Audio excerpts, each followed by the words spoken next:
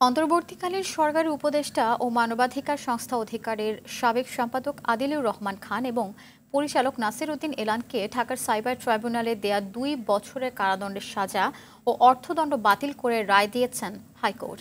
এছাড়া পৃথক একটি রিট আবেদন নিষ্পত্তি করে এনজিও ব্যুরোকে অধিকারের নিবন্ধন নবায়ন নির্দেশ দিয়ে রায় দিয়েছে হাইকোর্টের অন্য একটি বেঞ্চ।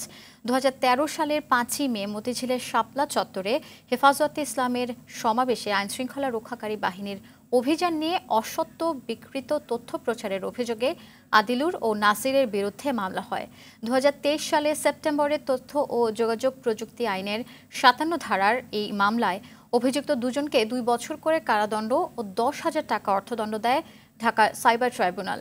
বৃহস্পতিবার বিচারপতি আব্দুর রবের একক বেঞ্চ সাইবার ট্রাইব্যুনালের এই রায় বাতিল করে দেন।